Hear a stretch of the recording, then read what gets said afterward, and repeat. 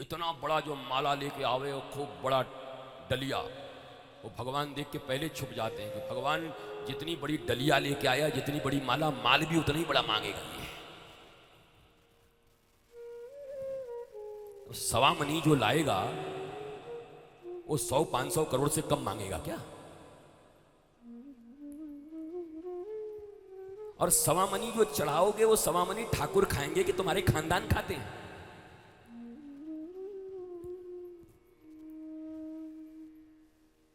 देवनहार कोई और है, भेजत है दिन रैन, लोग भरम हम पे करें, या सो नीचे नैन।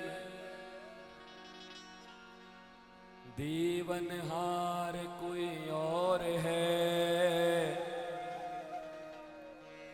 देवत है दिन रैन, लोग भरम हम पे करें, या सो नीचे नैन। खान खाना रहीम बोले भैया जब तुम बांटते हो तो आंखें नीचे करके क्यों बांटते हो, दान देते हो? छाती ऐसे फुलानी चाहिए। यहां तो एक कंबल बांट करके 500 फोटो खिंचवा के डालते पेपर में, और तुम आंखें नीचे करके देते हो। तुम भी तो जरा ऐसे छाती फुलाओ।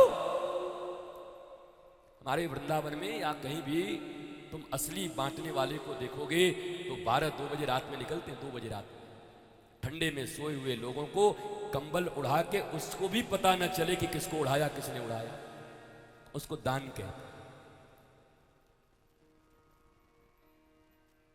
तो ठीक है, बांट के प्रचार करते हो तो लोगों को शायद प्रेरणा मिलेगी, उससे करेंगे, इसकी भी निंदा मैं नहीं करता।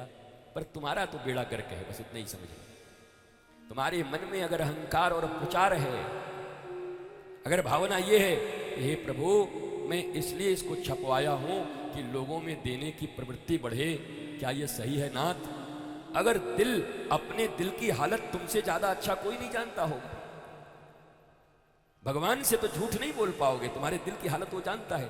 अगर रियल में तुम्हारी ये भावना है, then you are absolutely right, you can do it, no problem. लेकिन कह तो ये रहे हो कि प्रेरणा देने के लिए कर रहा हूं, पर भीतर यह है कि छपा जाएं तो उससे नहीं छुपेगा। अब मामला बनना भी उसी से है। ये लोग नहीं बना पाएंगे तुम्हारे हमारे मामले को। मामला बनाएगा तो वही बनाएगा, और बिगाड़ेगा भी तो वही बिगाड़ेगा। रातों रात बिगाड़ देगा और रातों रात बना देगा मामले को। इतना तो पक्का है भैया, इसमें तो दो मत नहीं। ये जो पांडाल इत्यादि बनते हैं, इसकी सफलता ये है कि आपके भीतर प्रज्ञा उठे, प्रज्ञा जगे। 10, 20, 25, 30, 40, 50, 60 साल उम्र हो गए, अब जाने वाले हो, उसके पहले प्रज्ञा जग जाए, प्रज्ञावान हो जाओ। इसके लिए कथा अरेंज किया गया है। इसके लिए नहीं कि यहां कितना भीड़ हुआ, कितने लोग आए, कौन कौन लोग आए, ये सब कोई सफलता नहीं भैया। This is not success. The real definition of success, do you know? भीतर से कितने ब्लिसफुल हो, मस्त हो। जो जितना मस्त है वो उतना ही सक्सेसफुल और सफल है, और जो जितना अस्त व्यस्त है उसके पास कुछ भी हो तो कौड़ी का आदमी है महाराज। मस्ती है कि नहीं भीतर की? मुझे मेरी मस्ती कहां लेके आ, वो मस्ती चाहिए। मेरी मस्ती पता नहीं मुझे कहां लेके आई, मौज चाहिए। तो पूतना को भगवान ने देखा नहीं और पूतना का वध कर दिया। उसके बाद आया सक्टासुर। अब सक्टासुर कौन है?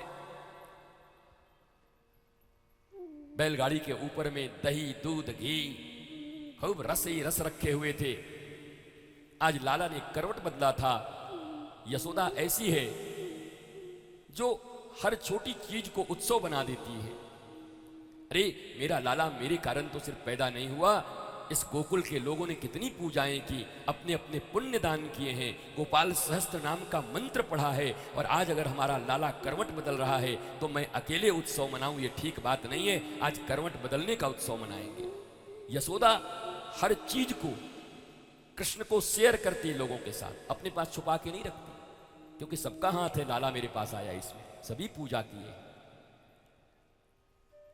भगवान श्री राम का जन्म यज्ञ से हुआ, और विश्वामित्र जी जब दशरथ जी से मांगने पहुंच गए कि भैया राम जी को दे दो हमारे यज्ञ को खरमंडल, धन ले लीजिए, दौलत ले लीजिए, अयोध्या ले लीजिए, बेटा मत मांगिए।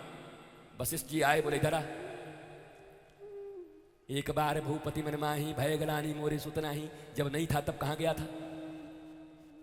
इतना ही बड़ा चक्रवर्ती सम्राट बने हुए हो, कान के बाल पक गए थे, कोई नहीं हुआ था, तब कहां गए थे?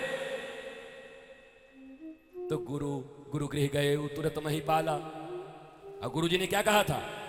यज्ञ करने के लिए, यज्ञ से क्या मिला था? प्रसाद। उसके बाद आए थे राम। हां, जिस यज्ञ से राम आए हैं घर में, उसी यज्ञ की रक्षा के लिए बाबा मांगने आया है, तो तुम्हारा बेटा हो गया अभी।